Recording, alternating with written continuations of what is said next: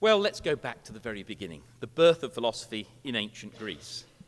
Why did it happen? Well, who knows? It's a very interesting and important fact about history that philosophy, as we understand it, seems only to have been born once.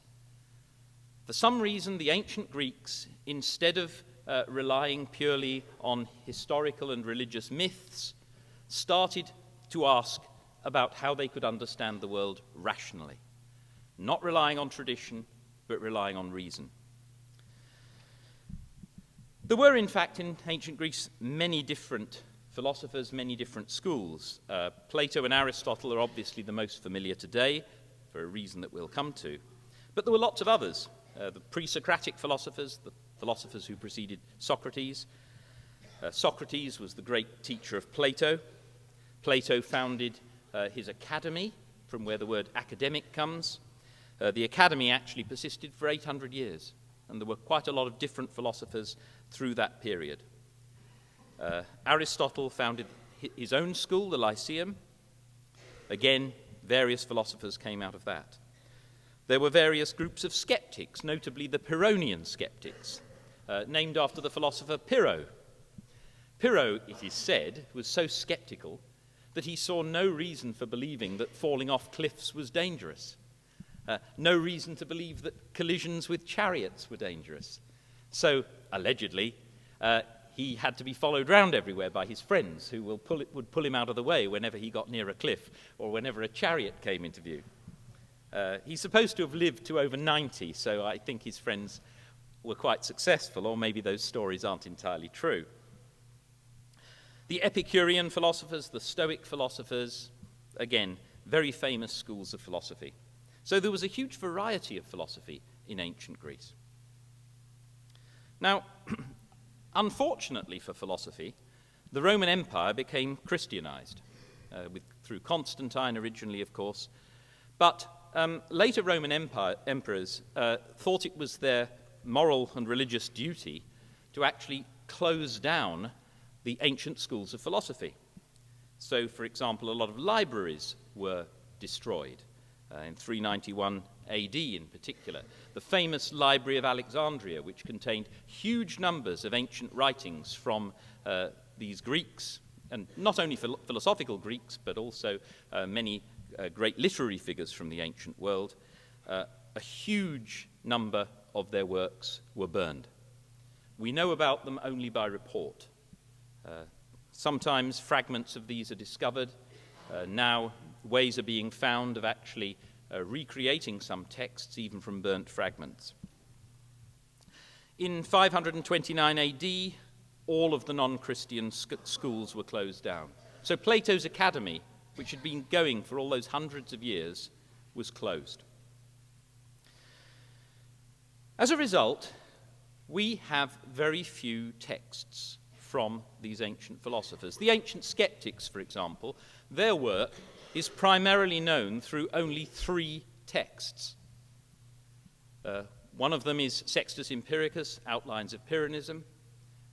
Another is Cicero's Academica. And the third is a work by a chap called Diogenes Laertius, who wrote Lives of the Great Philosophers, with lots of little snippets describing their interesting lives and deaths. For example, one of them allegedly jumped into a volcano to prove that he was a god. I don't think the proof worked. Another one got dropsy, and in order to cure himself, covered himself with dung and lay down in the marketplace. And apparently the local dogs, not realizing what it was, came along and ate him. So, for many of these ancient philosophers, all we know about them is a few snippets in Diogenes Laertius. And given that kind of story, you can see that we can't view them with tremendous authority. Plato and Aristotle were somewhat privileged. Plato, very early on, played a part in the development of Christian doctrine. If you look at Christian doctrine such as the Incarnation and the Trinity, there are clear signs of Platonic thought there. Aristotle became a great authority in the later medieval period, most famously through Aquinas. You've seen the film The Name of the Rose or read the book, for example. You see the sort of veneration with which Aristotle was held in the later medieval period. And this synthesis of Christianity and Aristotelianism became totally dominant in the medieval monastic schools. And so we get scholasticism. So scholasticism was the movement based on Aristotle, but developed beyond Aristotle, incorporated into Christianity, and taught as orthodoxy throughout Christendom. Well, here is a sketch of Aristotle's universe. You'll see that in the story that follows, astronomy plays quite a significant role. That might seem surprising, but I'm sure you'll understand soon. The Aristotelian worldview obviously places the Earth right at the center. The Earth is surrounded by water, or largely surrounded by water. Beyond that, we have the sphere of air, then fire, then the sphere of the moon, Mercury, Venus, the sun, and so on. The outermost crystalline sphere contains the fixed stars, and these rotate around us, which is why we see the stars moving in the sky. There's a sharp difference between everything below the sphere of the moon and things outside. Below, in the sublunary world, we have change, decay, the sorts of things that we are familiar with in the world. Beyond the moon, everything is perfect. Things move in perfect circles. They are unchanging. That's the heavenly sphere. And we'll see that it was really the breaking apart of this picture that played a very major role in the development of modern philosophy. Okay, so a number of things came about in the years between about 1400 and 1500 and a few decades thereafter, which completely changed this intellectual landscape. Well, some ancient texts had survived. I've mentioned some of those that did, like Sextus Empiricus' Outlines of Pyrrhonism, containing all these skeptical arguments that had been developed in ancient Greece. Those were lost, but some of these manuscripts remained in the Byzantine world, in Constantinople. Some were translated by the Arabs and preserved in the Arabic world. Well, eventually, the Ottoman Turks attacked Constantinople. It eventually fell. And at that point, and prior to that, a lot of scholars fled to the West, bringing these precious manuscripts with them. So a lot of these things were rediscovered.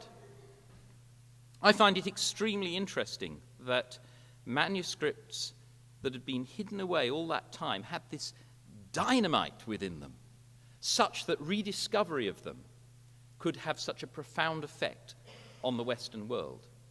It really does show the value of what had been going on in ancient Greece, that their philosophical discoveries still had this power to unsettle the world. So you have the development of humanism in Renaissance Italy, a new respect for classical thought. People were trying to think through things in this new way, which was not totally dominated by the Christian Aristotelianism. Printing, invented in 1450. So these manuscripts suddenly got circulated very quickly amongst scholars in Western Europe. So Lucretius, De Rare Naturam, the nature of the universe, rediscovered in 1417, printed 1486. Sextus Empiricus, I've mentioned, translated into Latin 1562. Now, lots of other things at this time happened to combine. For example, population was growing. There was a lot of trade with other countries. There was the discovery of the New World. So 1492, of course, Columbus sails the ocean blue to America. This brought a lot of economic disruption. They discovered a lot of silver down in South America, started bringing it back to Europe, caused all sorts of economic complications. Of course, they didn't realize what was causing this, but there was a lot of upheaval, a lot of change as a result. The realization that ancient maps were wrong. Okay, for centuries, people had been going along thinking that Aristotle and the Bible between them contained more or less the whole truth. And yet suddenly here we are discovering whole new parts of the world that aren't mentioned at all by Aristotle or the Bible. It's bound to cast some doubt on the ancient authorities. Cultural relativity. You start meeting people who have other religious beliefs or other scientific beliefs. They don't think the way we do. Well, that's bound to make you ask, if you're at all reflective, how confident can we be that our views are right and theirs are wrong? Technology, gunpowder, centralization of power. Again, imagine what a difference it makes once gunpowder has been discovered. It is no longer the case that somebody can simply sit walled up in their castle and wait for the enemy to go away. Fundamental change in the technology of warfare inevitably brings big political differences. And the very fact that Constantinople had fallen was partly due to this discovery. So some of these things you might think, well, how can they have an effect on the history of thought? Well, the effect is to cause this massively complicated upheaval in all sorts of areas of life. Suddenly doubt is cast on all sorts of assumptions that people have taken for granted for generations. A nice example of this, I think, is the Mappa Mundi. This is a famous map. It's in Hereford.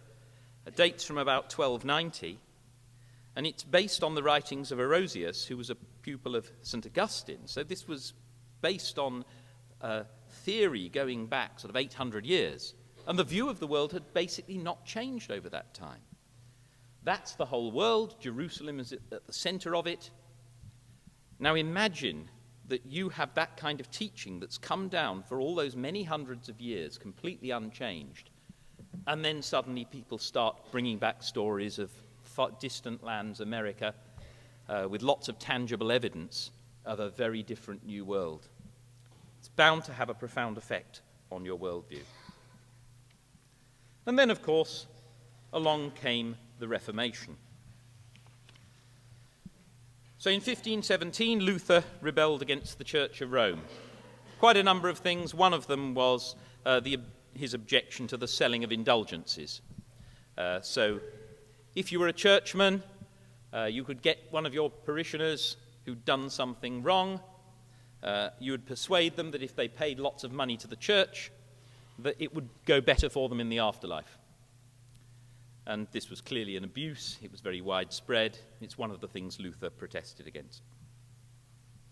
Many parts of Europe, especially in Northern Europe, quickly became Protestant. Of course, Luther wasn't the only influence. People like Calvin and John Knox and so on. But you ended up getting huge, savage wars. The 30 Years' War, which was mainly fought over German lands. The Civil War in England. These were extremely vicious, nasty wars, going on for a long time, setting family against family, and so forth. In 1648, you get a peace eventually, but it's described as a peace of exhaustion. People are so fed up with all the religious war, they don't want to go on killing each other. There isn't really a settlement in any theoretical sense. It's not as though one side wins and the other loses. They just agree to differ. So in the German lands, you get an agreement that essentially everybody has to obey the religion of their prince. So if I live in a particular area and my prince happens to go Roman Catholic or Protestant, I have to follow. And that clearly is just a compromise intended to stop the killing. Now imagine in the middle of all this, you read stuff written by these ancient skeptics, in particular Sextus Empiricus, and you naturally get to asking yourself this sort of skeptical question, the problem of the criterion. Okay, I'm faced with two different people. One person says, The criterion of truth is religious tradition as taught by the church. The other person says the criterion of truth is the word of God acting on you when you read the Bible. Okay, how do I know which criterion is right? I've got the Roman Catholic criterion, I've got the Protestant criterion. What I'm looking for is some criterion for judging between them. But that is to ask for exactly the thing that I'm looking for. How can any criterion of reliable knowledge be chosen unless we already have some reliable criterion for making that choice?